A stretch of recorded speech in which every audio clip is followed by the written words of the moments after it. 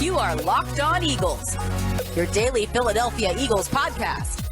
Part of the Locked On Podcast Network, your team every day.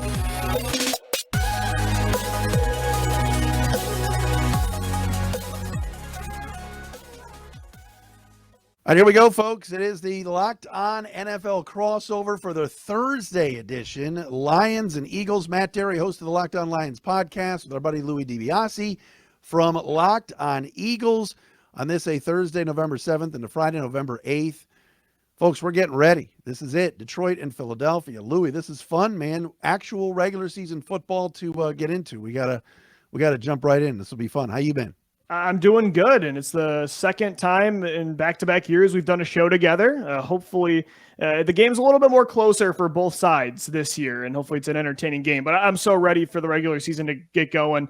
Love a lot of the offseason, draft season, but, there's nothing like the regular season in the NFL. And it's a sold-out game, Matt. The first time since 2019, I guess, a game has only had standing room tickets available. How about that? At Ford Field. No question about it. Today's episode brought to you by Prize Picks. Prize Picks is daily fantasy made easy. Pick 2 to 5 players, and if they score more or less than their Prize Picks projection, you can win up to 10 times your money on your entry. First-time users can receive a 100% instant deposit match up to $100 with promo code LOCKEDON. That's prizepicks.com, promo code LOCKEDON. All right, Matt and Louie with you. Thursday crossover, Lions and Eagles. Biggest story for each team. Let's start there, Louie. Eagles coming on the road to Detroit last year, like you said, 44-6. It could have been even worse. I mean, Philly just dominated Detroit. But what's the biggest story for the Eagles coming into this game on Sunday? I think it has a lot to do with that last matchup. For the Eagles, it's about their new look offense compared to who they were the last time they saw the Detroit Lions. So the last time these two teams played, the Eagles completely changed their philosophy. They were a very pass-heavy attack the first 7 weeks of the season, but it was not working. Jalen Hurts could not carry that kind of load, and they just did not have the weapons to be that kind of offense that they've always wanted to be. They started the season 2-5. So what did they do when they got to Detroit? They said, we are going to be the most run-heavy team in football, and it did turn the season around starting with that game. They went 7-2 the rest of the way to make the playoffs. But now, Matt, they want to get back to being that team they were right before that Lions game. So the Lions are going to see a very different looking Eagles team because Philadelphia wanted to be who they started the season off as. And now you got A.J. Brown in-house, Devontae Smith in year 2. Dallas Goedert's one of the best tight ends in football. The offensive line's still one of the top units in the NFL. And they're hoping Jalen Hurts has taken the necessary steps this year to be who they want to be. So I think that's really the key, is to see if they're ready to take that step. And it's just kind of ironic it's against the Lions, which was the opposite philosophy change last year against that team. It's interesting. I want to follow up. They ran the ball on Detroit, obviously. Even Boston Scott was doing his thing. But everybody in Detroit is saying, well, the Eagles are going to want to come in this weekend and do exactly what they did last year. How is that what Philly's saying? Are they? Because pretty much it's the same offense, like you said, with the same name. So is that kind of the game plan, you think? Yeah, I think it's going to be a balanced attack for sure, because this team last year, not only were they the most run-heavy team in the second half of the season, but they were the most efficient as well. They ran that much because they were great at it. They won 7 of their last 9 because of it. And last year against the Lions, they didn't have Miles Sanders, who was a full participant today in practice, so they're expecting he's going to be back for this game. So they did have success in that way against the Lions last year. They're going to want to use the run game. But I think it's going to be a more balanced approach. Last season, it was just the tale of two halves. They passed too much the first half of the year, and I think they ran too much the second half. So I think the Lions will see a more balanced attack. Well, biggest story, I guess, for the Lions going into this game is the hype that's surrounding this football team. And the fact of the matter is that Dan Campbell, in all of his honesty, Louis, has said, we got embarrassed last year. And here it's interesting. You mentioned before about the sellout and standing room only, and certainly COVID had a hand in that, and a rebuild. But people are so excited. And Detroit has been so bad for so long, and the Lions have one playoff win in 60-plus years and all of this stuff. The Eagles, of course, just won a Super Bowl pretty recently. But everybody's just so excited and so happy and so thrilled with this team and behind this team. And they're buying Aiden Hutchinson 97 jerseys because they love that the Michigan kid is home. Malcolm Rodriguez, all this hype. And yet here comes a team that just, they do not match up against well at all. Clubbed them a year ago. And it's almost like, I don't think the Lions are going to win, and we'll talk about it later, but how will they look? Preseason, you couldn't really gauge much, but it's almost like, man, if they somehow, the Lions were to win this football game Sunday against a team that they are an underdog against and got embarrassed against last year, oh my gosh, I mean, there might be a parade in this town. So like, it's not even the storyline of, who's going to play where, or the wide receiving core, or Jared Goff in year 2 and all this stuff. I mean, the biggest story is that the Lions are opening up at home, and it's just, this town is buzzing. And for the folks in Philly, here the Sixers in the playoffs seemingly every year. I know the Phillies are in the wild card chase. The Eagles have been good. Flyers, I know, have been not so good. But let's talk about this. I mean, Detroit has been the doldrums for a long time. Yeah. The Pistons are rebuilding. The Red Wings are rebuilding. The Tigers are a complete and utter embarrassment. So, like, people are actually hitching their wagon professionally to the Detroit Lions. Crazy. And it's crazy. And that's a huge story, is like, I'm preparing for the worst, I guess, and hoping for the best, because Philly's a really good team. And yeah, that's what's going on here. It's pretty crazy. Well, Matt, I will say too, wrapping it up, I think that with the Lions, it's kind of a tough opponent to play. I prefer to play the weaker teams to start the season, because everybody's rusty. You see all these shortened practices, and the Eagles at least weren't really tackling to the ground at all. There weren't many padded practices throughout the summer. But the Lions are a team that, effort's going to be there. Dan Campbell has that team bought in, and he has a lot of the national fan base bought in too because of Hard Knocks. There's a lot of Hard Knocks hype right now. So in that way, the Eagles can't afford to overlook the Lions. They do outmatch them, I think, in pretty much every spot on this roster. But when it comes to a team that's going to give you 4 quarters, I mean, what was Campbell's quote? Something about treading water for the entire game until they can get you. Yeah. That's a team that, yes, the Eagles personnel-wise are superior, but you can't overlook that kind of team, especially week 1 when you're trying to get your feet under you. No, and this could be a game where, and again, last year the Lions caught them. It was just bad timing. The Lions were a little bit banged up. It was Halloween, and Philly just ran the football right. And it was down do their or die throats. time for Philly. The Lions will show up. Yeah. Oh yeah, the Lions will show up and play better. I don't think they're losing 44-6 again, but just based on matchups, like you said, and yes, the hype has been real. Dan Campbell and everything else. The team is better. This is a better Lions team. We'll just see how they show up coming up this weekend. All right, key matchups for each team. We're going to get into that coming up next. Matt Dery and Louis DiBiase on the Thursday crossover. We're brought to you by our friends at Turo, the world's largest car sharing marketplace. It's Turo, Turo. With Turo, you can book any car you want whenever you want it from a community of local hosts. Browse a huge selection of vehicles from just about any occasion or budget across the U.S., Canada, and even the U.K.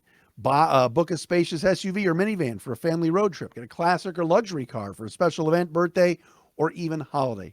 Find affordable economy cars if you're on a budget and you just need to get from A to B. Test drive that new electric vehicle you've had your eye on to see if it fits in your everyday life. Many Turo hosts can even deliver the car right to you, so you don't have to drive to some rental car place. Every trip is backed by liability insurance. Terms, conditions, and exclusions apply. Ditch boring rental cars and find your drive at Turo.com. Eagles and Lions fans, this is Crossover Thursday on the Locked On Podcast Network. I'm Louis DiBiase, host of the Locked On Eagles podcast. He's Matt Dery, host of Locked On Lions. We're getting you ready for a Sunday matchup between these two teams in Detroit, 1 p.m. kickoff. And Matt, we talked about the biggest storylines to start the show, and now we're going to get into some key matchups for both teams. When it comes to the Lions for you, a matchup, give me a matchup on offense for the Lions and on defense that you feel like they need to win if they have a chance at beating Philly as the clear underdogs. Well, I don't know what side Brandon Graham is going to line up on, if it's going to be left or right. But I think here's a Detroit guy coming home, the pride of Detroit Crockett, and hasn't played in a year. And I'm terrified that he is going to just run around Taylor Decker and Penei Sewell. Now, Sewell and Decker are very good bookend tackles, but Graham what a pep in the step he's going to have after missing the last year and to be coming home. So that's something I think that that both Lions and Eagles fans listening and watching right now need to keep an eye on. Taylor Decker is excellent left tackle. Penei Sewell is very good at right tackle. But watch Graham and keeping Jared Goff, to me, clean. That's one that I would take a look at. I'm not overly concerned in thinking that the Lions' O-line is bad and that Goff's going to get destroyed, but I think Graham's going to have a pep in his step, and that should be interesting to watch. Defensively for Detroit, I mentioned before, we mentioned the name Aiden Hutchinson, but how is he going to do in his first NFL game against, some RPO stuff Great test. that I know, right, Sirianni and the Eagles staff are going to kind of put in there with Jalen Hurts, because it's one thing to go, all right, Aiden Hutchinson has made the jump now from college to the pros.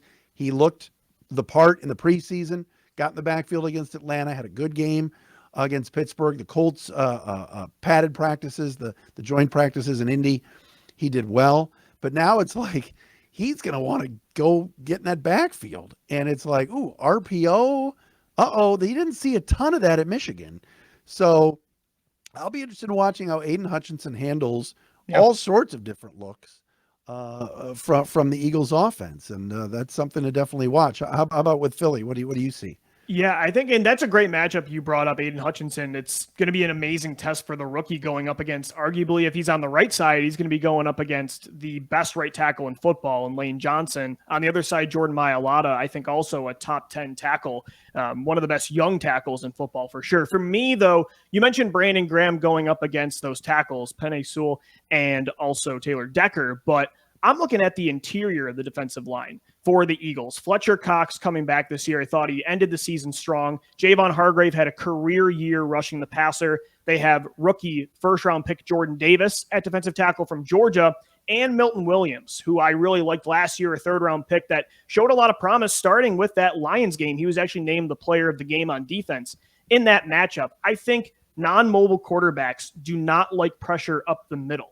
And if Fletcher Cox, Hargrave, Jordan Davis, and Milton Williams can get to Goff and flush him outside of the pocket and really get his feet muddy, that's when that kind of player does not really do well. And so I'm looking at just the middle of the field entirely, I think, Matt, I would say, for the Eagles defense, because wouldn't you say, too, with the Lions' top targets in this game, a lot of their work's going to be over the middle. Amon-Ra St. Brown, TJ Hawkinson. The Eagles gave up the most receptions and yards in the NFL last year to tight end. So I'm just watching the entire middle of the field. That's a great point about tight ends. Not something that I knew about Philly's defense, and certainly the run game everybody's talked about best in the league last year. But yeah, TJ Hawkinson has had some really good week one games, even his rookie year in Arizona when he blew up. That's something the Lions are definitely going to try to exploit. The Goff to Hawkinson thing's been going on since Jared got to Detroit and started working out in LA even before training camp last year. And the two of them have a pretty good connection. Keeping Hawkinson healthy is going to be huge all season, but I think the Lions are going to see more usage of the wide receiver, because that wide receiver room is actually legit this year. Last year at that time, back in October of last year, Jared Goff was throwing to you and me, Louis, so it was not the greatest room. There's a little bit more depth there now, not just Amon-Ra St. Brown, but Chark, Reynolds, Cephas is healthy, and wait till they get Jamison Williams. That's going to be a lot of fun, probably in November. The Eagles get lucky that Williams will not be playing in this game. You saw I'm looking at Avonte Maddox, who was one of the better slot corners in the league last year for Philly, going up against St. Brown. Kazir White, their newly signed linebacker from the Chargers, had an amazing summer. He's coming off a career year. I'm sure he's going to be on Hawkinson a lot. And their newly traded for safety coming over from the New Orleans Saints, Chauncey Gardner-Johnson. Matt, I don't know how much he's going to play. He's only been on the team now for a week. He's trying to learn a very new and different defense from what he did with the Saints. He's going to be more of they're going to ask him to roam the field, but he's going to be playing more actual safety than he did in New Orleans, where he played slot corner pretty much 99% of the time over those first 3 years with the Saints. So yeah, the middle of the field overall is going to be key for the Eagles defense, and I think the Lions offense. And for the Eagles offense, I'm just looking at A.J. Brown, Devontae Smith, and Dallas Goedert. If they're going to throw the football more, those are going to be the three featured players. Matt, how do you think the Lions are going to try to defend those guys? Do they have the bodies to defend what I think is one of the best young trios in the league? Well, I'm concerned about the tight end. That's not been something that the Lions have done very well in recent years, covering the tight end. Deshaun Elliott is now over from the Ravens as a strong safety, can help out the linebackers, the glowing poster boy of Hard Knocks, Malcolm Rodriguez. Rodrigo, number 44, is so undersized. I think Rodrigo is going to be great against the run and get in there and plug away, but against the pass, 5'10" with not great speed, having to cover Goddard down the field is a huge, huge concern for me. We're going to get into our predictions and final thoughts coming up next right here on Crossover Thursday. Locked On Eagles and Locked On Lions. Don't go anywhere. All right, Eagles fans, Lions fans, we're wrapping up this edition of Crossover Thursday on the Locked On Podcast Network, your team every day. I'm Louis DiBiase of Locked On Eagles. He's Matt Dery, host of the Locked On Lions podcast. We got this game coming up Sunday at 1 o'clock in Detroit. So, Matt, to get our predictions for this game, we looked at the key matchups, the key storylines. The Eagles blew Detroit out last year. Are you feeling like it's going to be the same outcome? Do you think this is going to be a closer game? Could the Lions pull an upset? What's your gut telling you right now on Thursday with a few days to go before this matchup? You know, I think that the Lions just do not match up well. I said it earlier. I'll say it again. I don't see Detroit winning this football game. I love the direction they're going. I think they've got a good team. I think they're about a 6-7 win team, so they're going to improve from a year ago. But Philadelphia, to me, is the class of the NFC East. I would pick them to win it. I don't think Dallas is as good as Philly. You mentioned Gardner Johnson, all of these pickups that have been made by Howie Roseman. Nakobe Dean, who many Lions fans, including me, wanted the Lions to draft, slides to them. It would be such Lion luck if Dean has a little interception this weekend. Jordan Davis up front scares me a bit. And I think that Lions interior of the defensive line with Onwuzurike hurt, Brockers aging a bit. Aleem McNeil's a good second-year player, but I think Philly can really take advantage of the middle of that offensive line and jam things up front and get 6, 7, 8 yards a chunk on the ground against Detroit in that role. So I'm looking at this as Vegas has it at around 4. Yep. I could see a game where it's 27-16 late, and maybe the Lions get a touchdown late to cover or push. Yeah. But I kind of see a Philly win with maybe a late push or cover for Detroit. But I see kind of a 27-16, 27-22 final score for Philly. How about you?